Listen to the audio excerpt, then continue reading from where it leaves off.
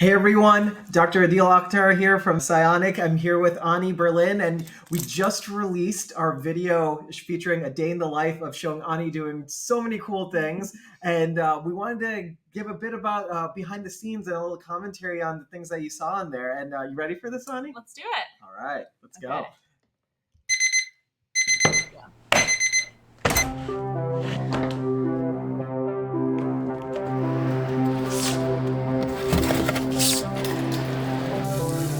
Okay, first thing, I feel like we need to comment on the cracking the egg scene. Sure, yeah. That's like just notorious as being a hard task for bionic hand wearers to do.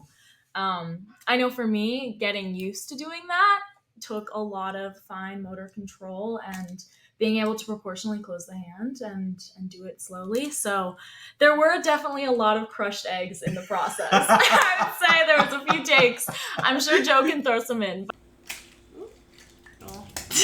Slowly pinch.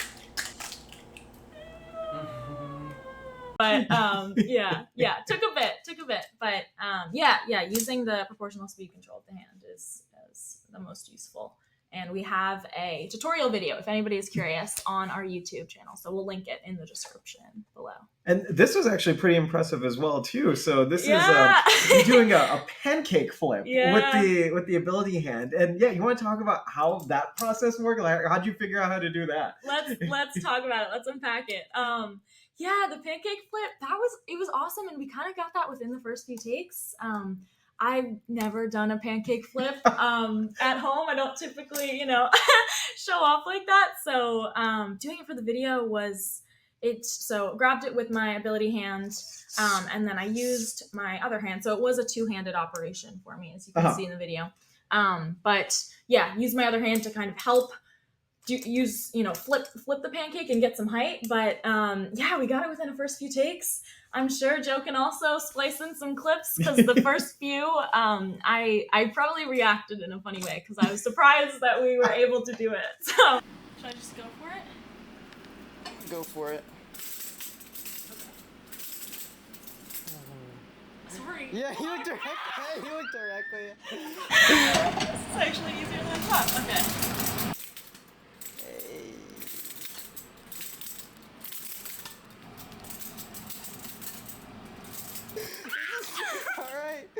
All right. We got flips.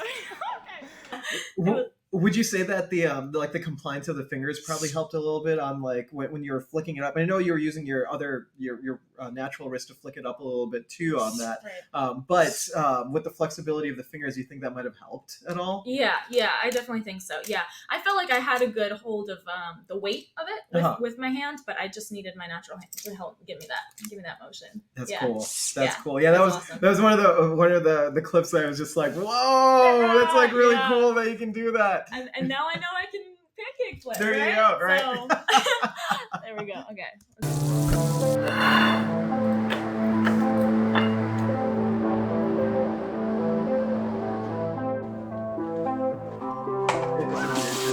It is a little bit hard to watch.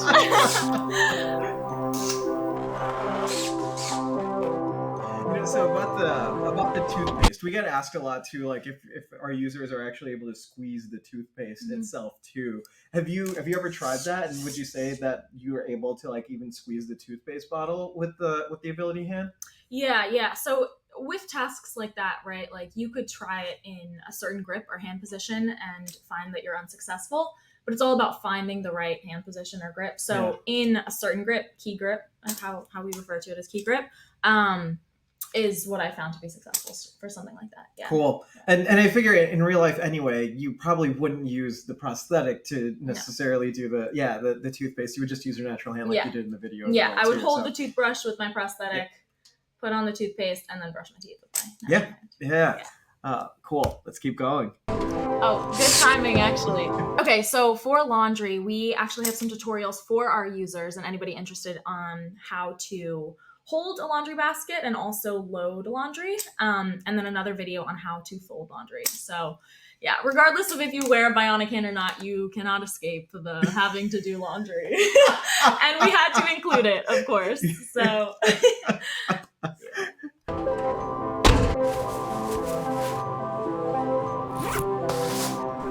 I also want to touch on zipping quickly. So that's another one of those functional tasks that users know it well, and it's one of the things that you do a lot in OT practice, and it's something that you do in daily life, all the time. So yeah, so with zipping, it's similar to, like I was talking about the brushing your teeth. It's all about finding the right grip, the right angle to rotate your wrist to, and how to move your body to successfully do that. And I know we have this video that we've done with you before about where it's like one of those occupational therapy or OT tasks where it was like a suitcase packing task, and where you had to just like load up the suitcase as quickly as possible and like take things off of hangers, like put a book in there. And I remember part of that included also just like being able to zip up and like unzip multiple times, and being able to do that. And it's actually one of the more impressive things I've seen again, being done with our ability hand too. So I think that's up on the website too, and people can check out that video probably too. link it too for you. Yeah. And we do have a video on our website, and also that we can link that shows zipping a jacket if you all are curious.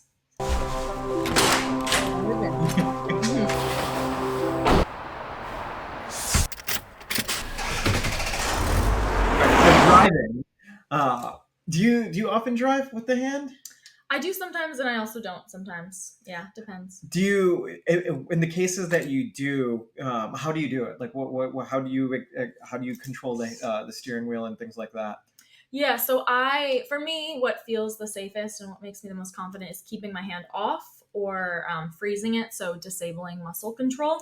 But often I'll leave it in key grip with my thumb extended, or I'll put it in a grip called relaxed grip or handshake, where the hand isn't fully closed, right? So that thumb isn't gripping the steering wheel. And I've heard it actually from a lot of our users too, that they'll either just like use a key grip or a hook grip like that too. And that way, if there's a situation where like the hand died or something like that, then you can easily still take the hand off without it being stuck over the wheel, but it still gives you enough leverage from like the fingers being closed over it that you can still make the turns. And we always encourage safety first when it comes to driving and things like that too. So be sure to check with like the proper like people to make sure that you're that's okay to do, and that you feel comfortable and confident about using a prosthesis to drive as well. But it's been another one of the things that we've heard from many of our users too, that they've enjoyed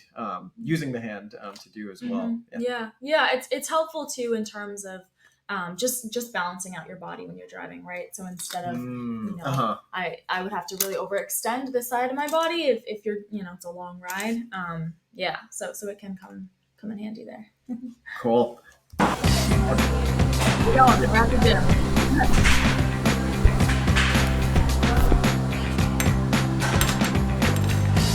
All right. Before we get too far into the gym video, so with weightlifting with your ability hand, right?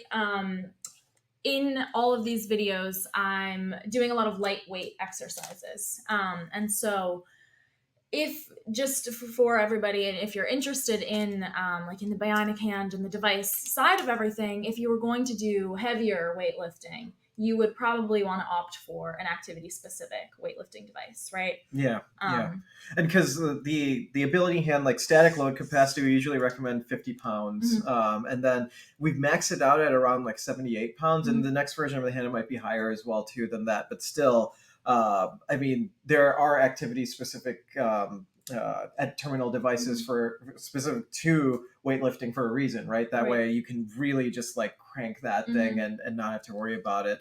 That being said, we did want to design the hand so you could do these tasks well as Anni's showing it in these videos as well too. So it's another one of those things like use it at your discretion. If you feel comfortable about trying it, then by all means go ahead and try it. But if you really want to do those like really hard and heavy lifts that are going to be super rough, then an activity specific device would be really helpful. And you have one too, right? I do have one. So for all of these tasks that we're watching, I used my ability hand and it was super successful, but I don't think we lifted over, I think like I deadlifted, it was like 75 pounds total. So we didn't, lift anything heavier than that. But If I was going to do like heavy duty weightlifting, yes, I would definitely wear my And how does that work exactly? How does the activity specific one work? Yeah, so the main difference is that your prosthetist makes it so that it's not gonna slip off, and also the attachment is different, right? So there's kind of the two components. It's the socket that needs to have a good enough suspension so that it's not gonna slip off if I'm sweating and lifting heavy.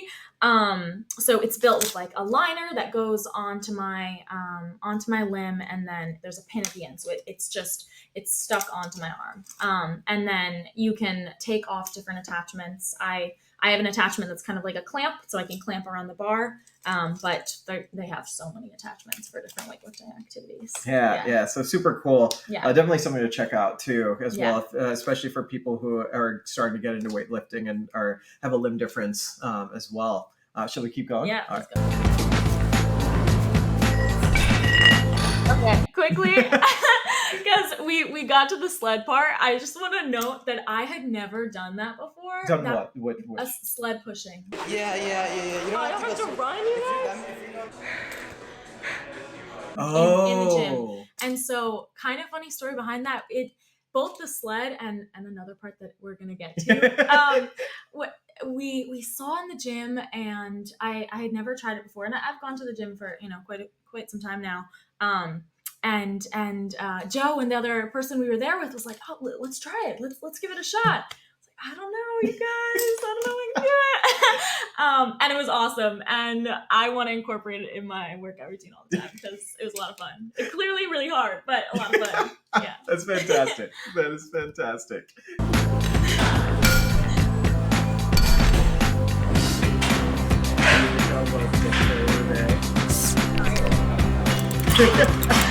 Okay, here what you can do. I wonder if I can maybe bring it back a little bit. Oh my god. It's the muscle shot. Oh. I'll try more. Yeah, me neither. Take a picture of me and Stumpy.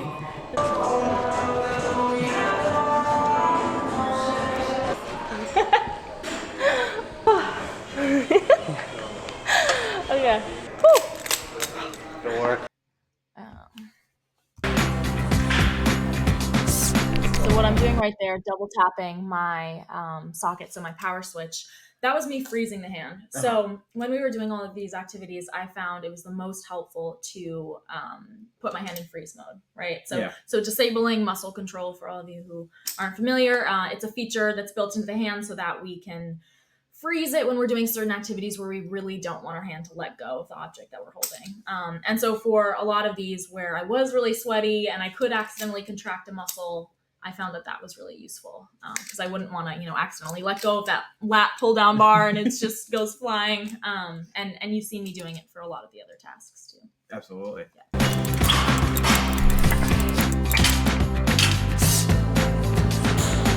That's really cool. That was awesome. That's really interesting here. And so we saw that you were putting a strap around your around the hand to hold the bar in place. And this was really cool because actually, if you see our arm wrestling against a bionic hand video, so the Paralympic triathlete national champion Dan St. Pierre, who we feature in that video, he actually came up with this. And he realized that our thumb really could only take 30 pounds of force, and that's more than a natural thumb actually. But the thing is, because you can't flex your wrist out of the way, and when you do these naturally, when you flex your wrist out of the way, all the forces go into your radius and ulna, so that way your bones are taking all that support, but you can't do that in a bionic hand, so all that weight ends up going on the thumb. So if you're putting more than 30 pounds on it, then it ends up breaking.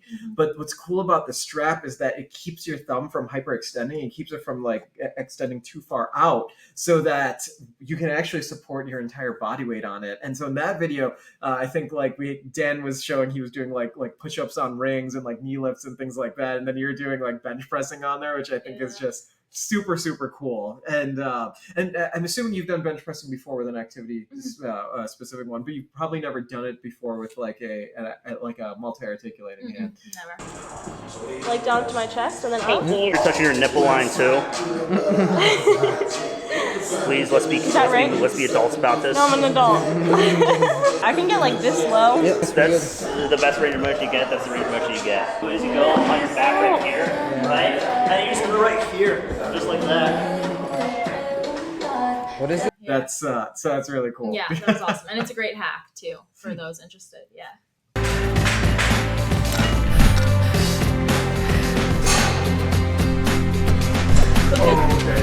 That's so cool. That's so cool. Yeah, this is another one of those where I'd never done it before, and we saw it in the gym, and just a pile of ropes, and we're like, oh, let's give it a try. And we did, and that was like one of my favorite parts of the whole video. That was probably one of the coolest scenes that I think I saw in it too. Where I mean, and just like naturally when you see that with like two natural limbs, it's just one of the coolest exercises that's just visually appealing. But then doing with a bionic hand on top of that just makes it like even cooler. Yeah, I mean, I froze my hand and I clearly was exhausted, sweating, and we did a lot of takes, so I was just like hitting those ropes. But yeah, it was a lot of fun. That's awesome.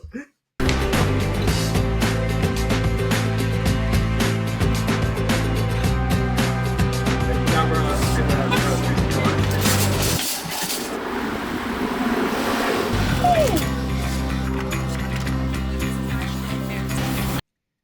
So for a lot of these little clips in this segment, we have functional like instructional videos on how to do all of these for like on the user side of everything. So we can link them in this video, and also they're going to be on our YouTube and our website, but videos on how users can push and pull a shopping cart, which is another one of those functional tasks that we're doing super often. And then, that's something that we hear from our users all the time, is that like they've always like struggled with using a shopping cart. So we wanted to show that we totally can do that. Yeah. Here's how you do it. Yeah. So that video exists, and then also carrying grocery bags, which is another thing that I'm sure has been echoed by so many users. Absolutely, and I think that's probably going to show up in just a little bit. We'll see. And I love that when you just like jump on the cart and you just like ride it. Yeah, that's cool. Oh yeah, here's you get this exhausting. Okay. So this was pretty cool too. So this is a feature that's going to be coming out soon. So these are conductive fingers, and basically the entire silicone surface of the finger is conductive, so that then you can use it on any touch screen that you want. So like an iPad, or like this payment machine at the golf course, or like your cell phone. And one of the things that we had heard from a lot of users too is that we don't want to just put it in a specific area like on the fingertip, because then you have to hold your hand in like a very awkward position in order to do it. So that's why we made the entire surface of the finger itself conductive. So you can use your pinky to do, you can use the side of the finger, you can use the back of the finger. So whatever is the most comfortable for the user. And so I guess in this case you were using like a point, but you were also using kind of like the back of the finger in order to use it, right? So So I found it. Have you found that it's like helpful that the entire surface is actually conductive? Yeah, definitely. Especially if you're like on your phone and stuff, and you're using it in different, you're moving around a lot, not in this controlled environment of just the fingertip. Yeah, and actually we've heard from some of our users too that in manipulating like the car like screen too, that a lot of times it would be easier to use like the side of your pinky to do it rather than like having to like awkwardly bend to use like your index finger. So just by having like more coverage of conductive areas on the silicone and everything too, I think that's just very useful for our users to be able to do a lot of like interaction with these devices that they wouldn't be able to as easily. Yeah, totally. Yeah. That's pretty cool there. How you waited on the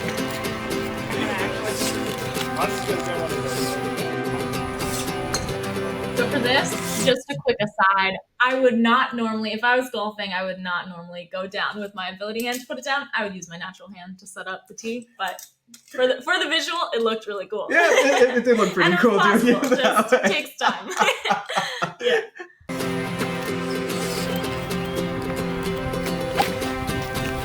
That's way.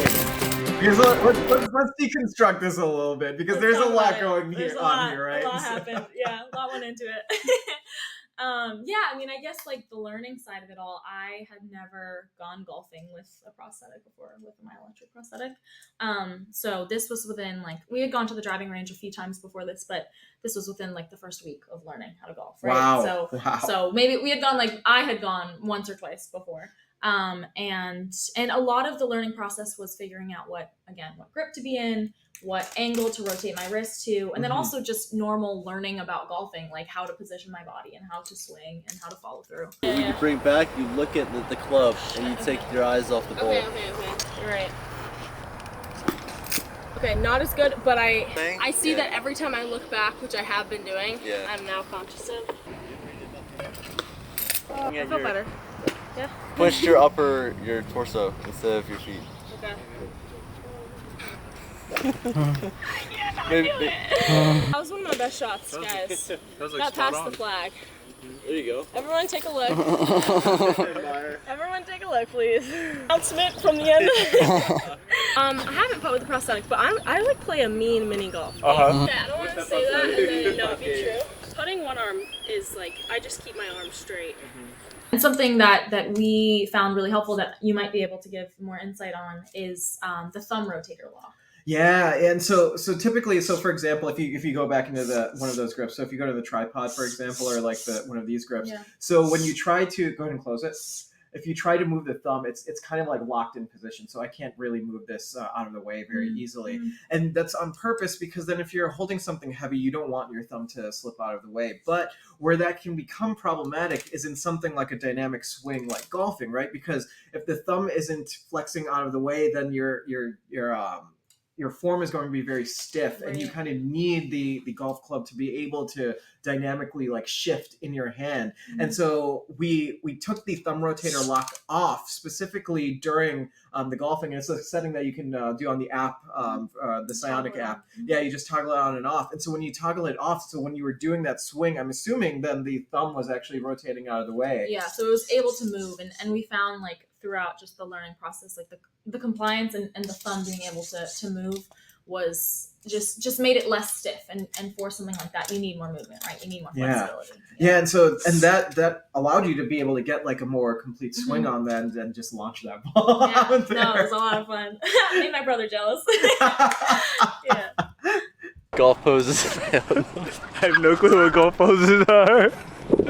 Alright, golf pose. You wanna? I'll do it. Alright, let me. Oh, that was really good. Sorry. You're good. I got excited. Let's go. So cool. Crushed it. Know how quickly you're able to, it looks so natural. You're on scooters, right? Okay. So this was interesting. So that was the first time you've ridden a scooter probably with a prosthetic hand, or? I don't think I'd ever ridden one with my electric before. Okay, no, so okay. Yeah. And so what was that experience like for you? Was it tricky? Like what were some of the things you had to like consider when doing that? Yeah, so when we were looking into what scooters to even use, we needed to find a scooter where I could, on the natural hand side, so on my right side, that's where the brakes were routed, right? Sure. So that was like number one. That was like the first thing we had to figure out, just because I wouldn't trust, braking on this side. But yeah, I mean, I just needed to get a good grip on the handlebars. That was kind of the learning process with that. So figuring out which was power grip, to fully have all 5 of my fingers closed around the handlebar. Yeah. I don't know if I froze it. I think I might have frozen it at certain points, but I felt confident, maneuvering the handlebars and steering, as long as I had those brakes routed to the right side. Sure. And you've gone biking with that now right? I have. Yeah. I've gone biking, which is awesome. My thumb is stronger right now, so yeah. So we got a newer version of the hand that'll be coming out soon. So I was saying before that this thumb could only handle like about 30 pounds, but hers is going to be much stronger than that because we're starting to make the internals out of carbon fiber instead. And then like our internal tests have been showing that it can withstand a lot more weight. And so you've gone biking with I've this gone new biking. one. Yeah. And that's exciting. Yeah, no, it's awesome. Yeah, successful. And there are also adaptive biking setups, right? So if I wanted to get seriously into like mountain biking or a different kind of biking, but road biking around the lake, it was great. That's yeah. awesome. Yeah. That's awesome. And we should probably make a video on that soon. Yeah, we should. Okay, I choose so I wake up, bro. Yeah, so you down over the hand, and then you just wash it like you would.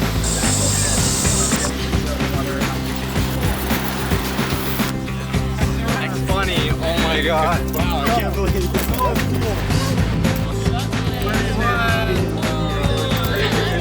you like to have a beautiful day.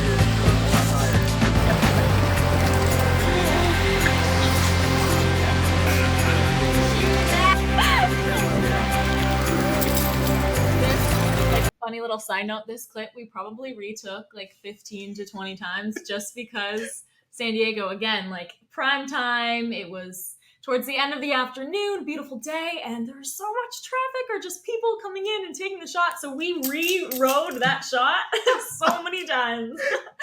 I'm sure there's some funny takes, so oh boy. That's awesome.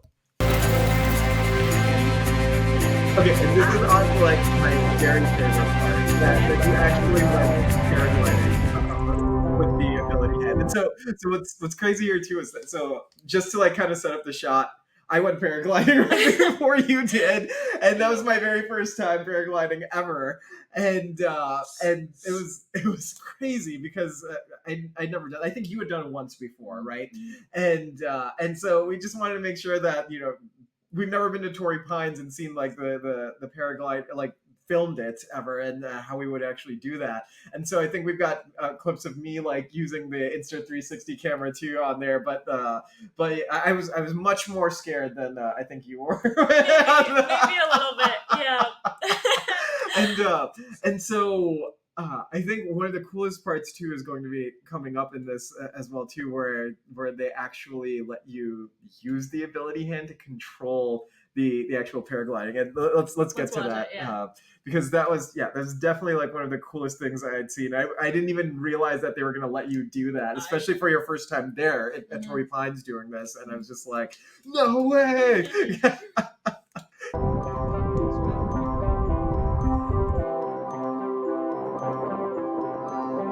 Oh my god. Hope you're there. You're right there. I think are you there? Or, no, you're okay. You're over there. Yeah. Look at that camera there. Arms out like a bird. Oh, there it is. Yeah, right there.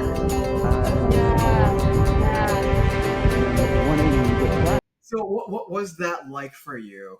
It was so cool. I'm like so grateful he let me do it. So the guide was great, and he explained to me that, you know, based on the force that you're pulling down, that manipulates the way that the wing is, and so then that you know changes how the direction that you're flying in. So so we were able to do some circles around the cliffs, and he probably let me have the control for a little bit too long because he was like, okay, we need to get down now. But yeah, it was awesome. And so how did you feel when you were using the hand to control? Were you nervous at all, or did you feel kind of confident that like, yeah, you've got a good grip on this? Yeah, I mean, initially I was a little bit nervous, right? Just the nature of the whole situation. But it really was, I just had to have like all of my fingers around it, right? So in like power grip. Yeah. And then it was all just in my elbow. So it was all just pressing down with my elbow and having that strength. You can see in this video, I'm not really doing anything with the hand then. I'm just closing and then pressing down. Well, I guess it's a good thing you went to the gym earlier to like work out those. Or maybe not, because I was exhausted and too tired. You know, you could take that either way. I don't know. But definitely a very cool moment to just go, paragliding with the hand. I was not expecting to get a shot this cool. It was great, yeah. Great. And I think you ended up having to like land at the bottom of the cliff because like, we did too many circles. of the Yeah. held like the instant music too, right? I was just grateful for I don't get any. Do you think mine has to be?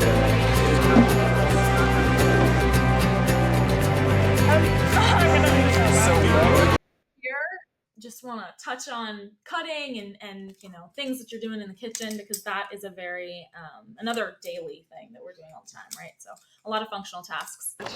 Hey, they're not really chopping anything. Are we actually cutting or is this fake? Yeah. Have you guys talking to each other like you're friends? Like So are the onions? That's a very controversial way of cutting onions. I know. Can you open the hand up and then like scoop it with the knife and then Like into my hand? into the overwhelming. Oh boy. I know. Wait, what? Oh my goodness. Not cyanotic. Guys, if the office smells like onions tomorrow, I'm sorry.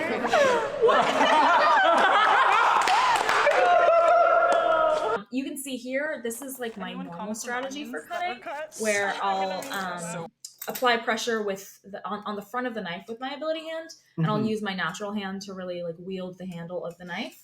I know some users have talked to us about how they'll in like key grip be holding the knife. Really just depends on your own strategy and what works best for you, but that is typically what I'll do. And we do have videos, tutorial videos. And I think we've even had like bilateral users actually be able to like wedge the knife inside one of their devices, and then like use a wedge a fork in the other one, and then actually be able to cut their food and things like that. And so and so that's definitely like a strategy that our users have used to just like kind of like wedge in between the fingers, things like knives and forks, so that it just remains solid in there, and they're able to really manipulate that with the rest of their body pretty well. Yeah, I feel like that also just like points to the trial and error of doing things like this, absolutely. right? So it's like it's finding the right grip and the right position to have your wrist, what angle to rotate it at, and then maybe wedging, you know, depending on what level of limb loss you have, and if you're wearing two hands or not.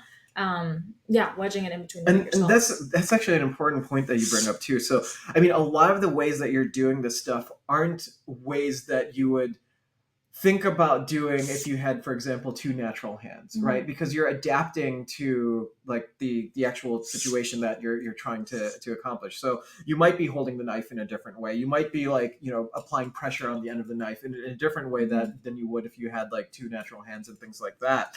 And I think that's one of the things that's important for users to know, especially if they're like new to prosthetics, that it's and especially if they've had like a traumatic limb loss in particular, that it's not going to be the exact same as a natural limb would be, but it is possible to do all these tasks. You just need to figure out how to do it, and the ability hand can assist you in doing those particular tasks and much more easily.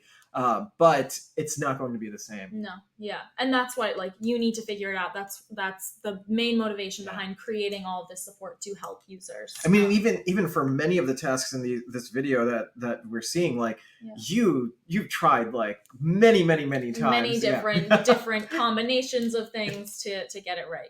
So all that being said, I also have very good muscle control. I've been wearing one for a few years now, and so I've developed really good muscle control, and I've practiced all of these things a lot. So, yeah. And like all things, it takes practice to get to be good at it.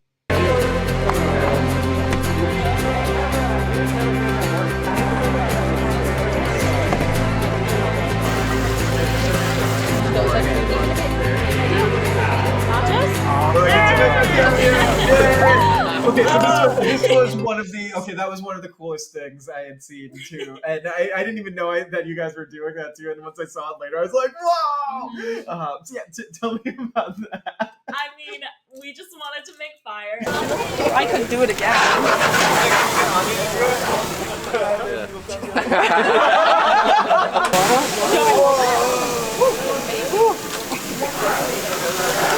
Yeah, I'm like, Okay, we're all ready. Wait, should we all stand around? really getting cooked. So what happens on the ground? It's really cool.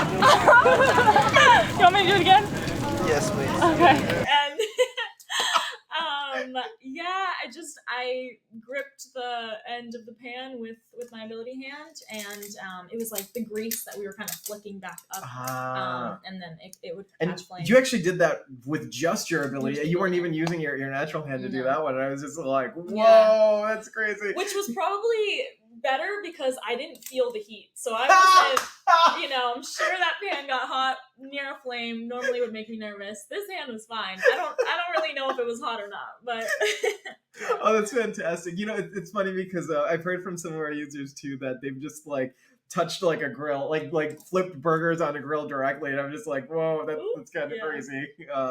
And I know that like we have done like the fire tests on the fingers, and it took like 8 seconds before like the silicone actually started to melt. We don't recommend. We don't advise sticking your hand in an oven. Yeah, or in a fire or anything like that. But you can use it for doing things like flipping burgers, or I mean, like we don't recommend directly touching the grill either, but like using utensils to do it, it should be no problem. Right, and it is like functionally useful, like carrying a hot coffee mug, right? Like, you can't feel it, which is well, hopefully you don't like burn yourself when you drink the coffee mug because you don't know that it's hot. But it's complex. But definitely that was one of the coolest shots that I remember seeing on this. No, it was shorter than the fire.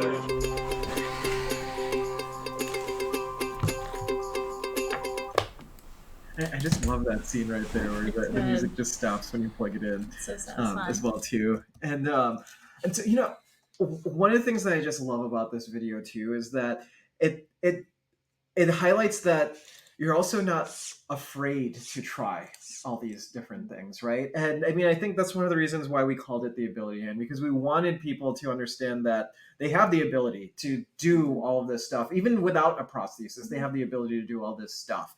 And we don't want to discourage our users from like trying these crazy things because they think for some reason that they can't anymore, or that they were never able to in the first place if they were born without a limb. And I mean, from your experience too, I mean, have you in your experience in particular, because you were born without your limb, have you ever felt limited in any way? Because I'm assuming no, but physically no. Like born without my limb, I've adapted. I think people with limb differences, they know how adaptable like we are. You just figure it out, right? Socially, sometimes yes, just that's the nature of the social norms that are in place. But yeah, in terms of function, like I could do pretty much all of these things without a hand, right? That's important to know. But then with the ability hand, it helps me do, like, for example, the pushing the sled, the ropes, not something that I normally would have even gravitated towards or thought that I would try. Or even the paraglider control. Or the paraglider control. Yeah, I would leave that to the guide. I still am going to leave that to the guide. But yeah, I mean, just the experience of having a limb difference is coupled with so much learning and trial and error and adapting, and you figure it out. So if that means it's to wearing a prosthetic, that's awesome. And if it means not, then that's also awesome. Absolutely. Absolutely. And any closing thoughts that you have, or? It was just so awesome, and also I wish this was my everyday life. I wish I was going paragliding and could eat pancakes and pancake flip and all the things, but alas, the laundry is accurate, maybe. But that's about it.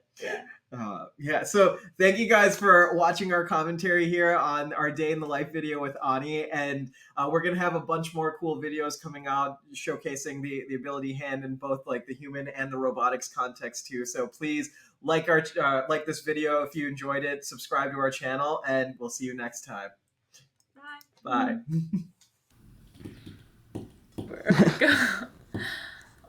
I did it. Nice. I don't know what I did though.